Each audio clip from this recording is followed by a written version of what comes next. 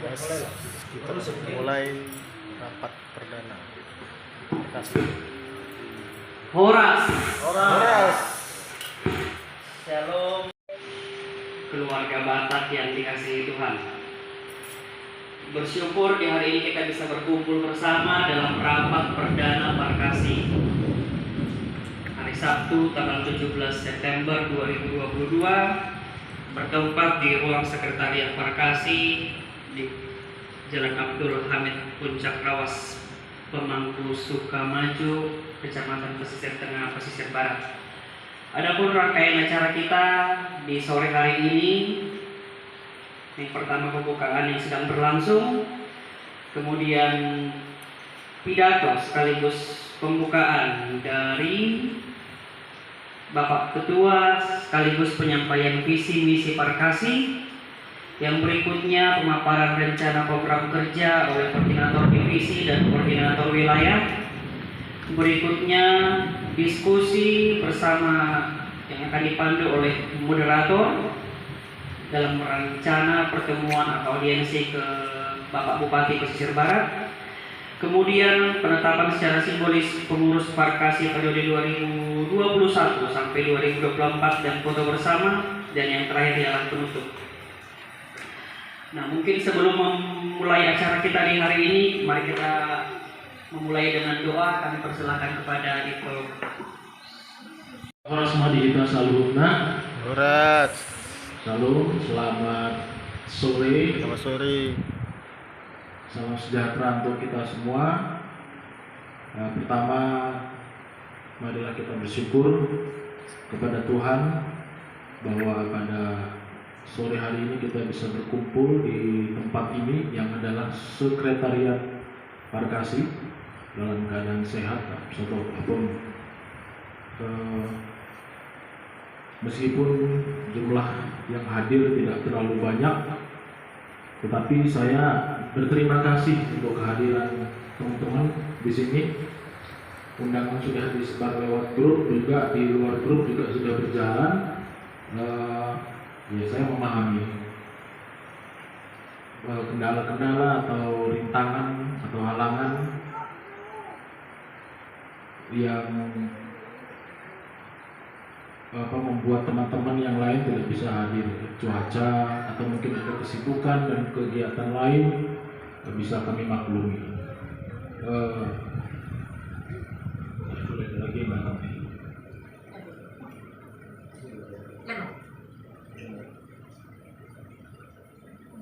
Ya, saya lanjutkan. Teman-teman baik yang sudah bergabung dan baru bergabung, ini adalah pertemuan, sebenarnya bukan pertemuan kita pertama. Sebelumnya kita sudah pernah bertemu.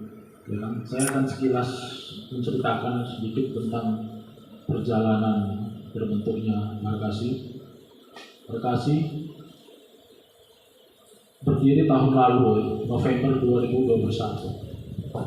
Awalnya adalah sebuah keinginan atau gagasan dari kita juga.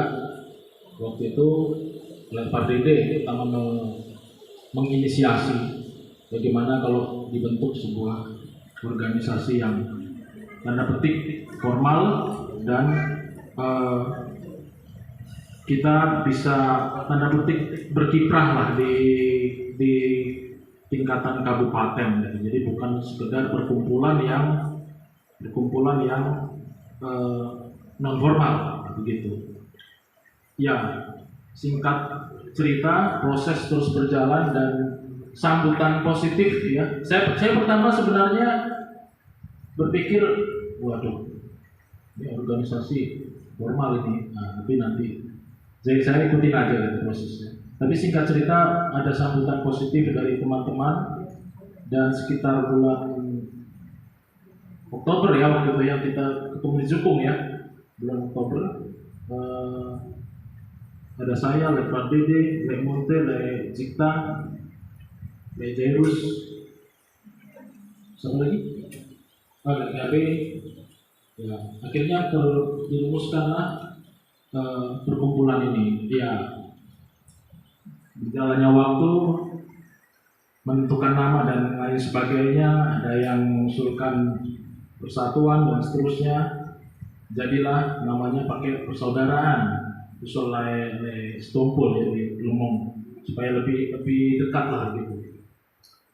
Nah, kita berangkat dari itu, kemudian dari semua diskusi dan pertemuan itu, hingga akhirnya yuk kita melangkah yuk supaya lebih valid, lebih sah, karena mau bentuk namanya ormas sesuai dengan syarat Dikes Bampol yang berkasnya banyak itu. Kita harus memenuhi persyaratan, salah satunya adalah akta notaris, dan itu sudah kita penuhi. Itu berdasarkan sokongan iuran kita semua. Itulah yang ada di laporan yang keuangan yang perdana ya. Dan jadilah akta itu. Kita terus berusaha untuk mengumpulkan syarat lainnya, memenuhi syarat lainnya, dan prosesnya panjang ya, berbulan-bulan. Tapi di tengah itu kita mendapatkan tanda petik kesempatan yang menurut saya itu sih ya berkat lah, itu jalan Tuhan mungkin ya. Kalau saya itu sudah ada 4 kali kita ikut pentas kebudayaan. Yang pertama di Jukung, kemudian Pri-Pro, Pri-Fair, dan yang terakhir Festival UMKM. Dan sebentar lagi ada juga nanti kita akan nanti juga akan kita bicarakan untuk festival lagi UMKM. Kasih bagi kita orang Batak bahwa ketika kita merantau, ketika kita ada di luar kampung kita akan berkumpul, baik itu dalam bentuk punguan, udah pasti ya, punguan marga dan seterusnya. Melestarikan seni budaya Batak dari Wonosobo. Kita sadar, dan ini juga sebuah kepekaan kita bahwa kita ada di era globalisasi, kita ada di era modernisasi, tapi kita punya tantangan untuk tetap menjaga jati diri kita, identitas sebagai warga Batak. Nah, kita perlu sama punya persepsi yang sama supaya kita bisa tetap membawa identitas dan jati diri itu yang beradaptasi dengan kemajuan zaman. Kemudian yang ketiga, berkontribusi dalam pembangunan. Iya, karena kita ada di pesisir barat. Ini daerah yang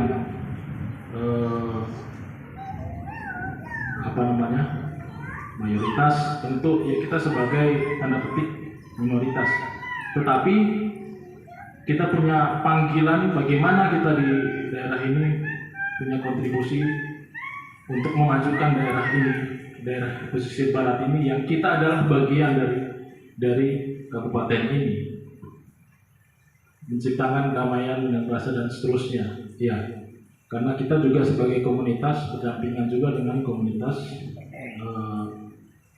masyarakat yang lain dari suku lain. Kemarin ada komunitas yang lain yang sudah terlebih dahulu terbentuk, ada Prasojo, Paguyuban Sunda, yang Minang itu apa namanya? Ya itulah pokoknya. Bali seperti itu. Nah kita ikut.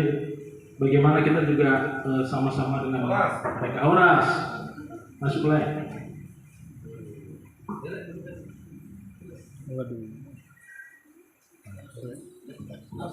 Selesai. Luar biasa nih. Ngomong.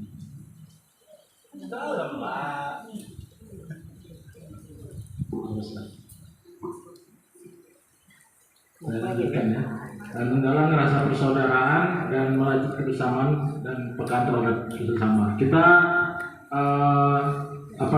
kita hidup tentu merasakan juga ketika teman atau sama kita mungkin ada yang mengalami pergumulan dan seterusnya. Nah, itu juga yang mau kita bangun, rasa kepedulian itu melalui wadah.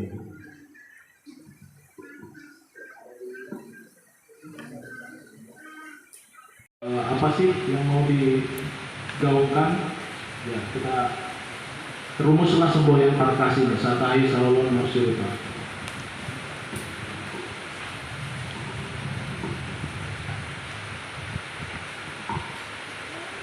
Ya kalau ini secara hukum ya, semua ormas sama dasar hukumnya. Undang-Undang Dasar, kemudian Undang-Undang Dasar 1945, tepatnya pasal 28 tentang Serikat Berkumpul, Undang-Undang tentang Sebarat nomor 22 tahun 2012, dan ini PP tentang ormas.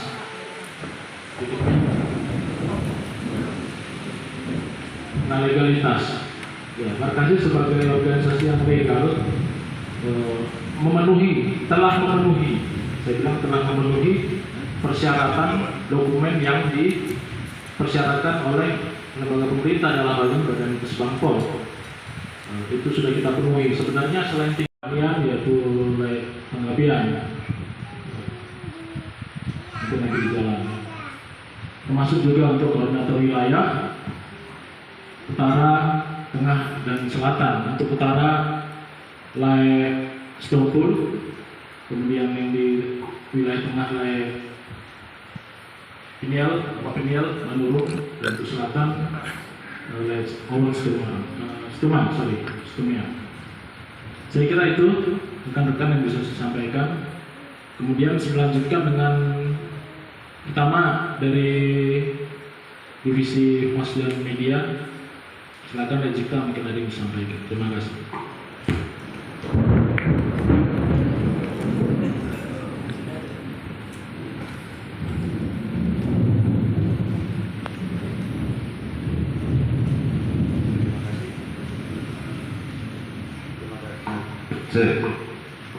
Terima kasih untuk kesempatan yang diberikan. Pak, saya perkenalkan dulu dari pengenalkan. Kalau nama saya Eko, cuman kalau pengeluarannya Mami Cipta Minggulan. Nah, saya dari divisi Humas, mohon izin ketua, bahan saya belum bawa. Jadi bisa nanti nggak bawa gitu ya.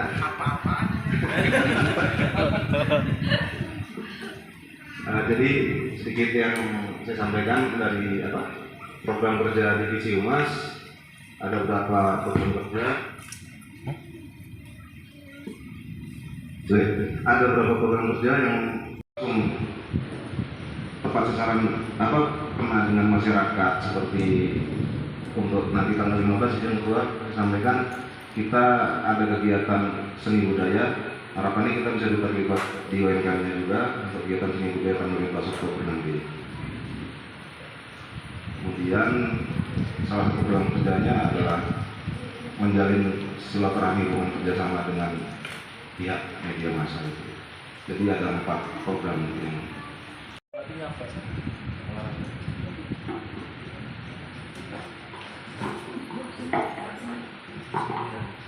Shalom, salam damai sejahtera buat kita semua. Terima kasih di momen ini diberikan kesempatan. Kebetulan saya membidangi kewirausahaan. Sebenarnya saya bukan tipikal pengusaha sih, cuman ya saya mencoba untuk berusaha yang seperti itu semuanya. Yang kira-kira menurut saya pribadi ya, potensi yang di pesisir barat ini dalam lingkup dari budaya kita yang bisa kita jual, artinya bisa usaha itu kan jadi income ya untuk ini kita Barkasi. Ya mungkin dari segi distribusi barang atau memang kita menghasilkan. Mungkin nanti dengan saya baca tadi ada batik, artinya kita produksi sendiri, jadi bukan hanya sebagai perantara saja, karena sebagai perantara itu biasanya fee-nya kecil. Mohon maaf, bukan karena ini usaha ya, untuk sekecil-kecil modal sekecil-kecil ini untuk sebanyak-banyaknya. Kalau prinsip ekonomi dulu saya lihat. Jadi kalau memang kita niatnya ada income dari usaha itu, apa sih kira-kira produk yang mau kita hasilkan? Nah, jadi saya harapkan Bapak Ibu itu baik semuanya punya pemikiran inovatif. Meskipun kita jauh dari Sumatera Utara, kira-kira apa yang bisa kita copy paste tanpa mengambil barang dari sana itu yang bisa kita jual di sini. atau mungkin nanti lepas dari tradisi kita, tapi dia sifatnya kewirausahaan, mungkin dia di apa sih, furniture apa kayak apa ya, yang oleh-oleh yang di pusat wisata di Labuan Juku kan, ukiran, mungkin kita ini ada yang ahli ukir kan, jadi bukan menghambat potensi. Ada yang hobi musik, mungkin kita bisa manggung, itu bisa juga. Untuk sejauh ini izin ketua belum dapat memastikan apa kira-kira bidang usaha yang mau dijalankan, tapi saya berharap kita semuanya punya inovasi pandangan. Kalau tempat mungkin bisa kita kolaborasi dengan pariwisata, nanti kita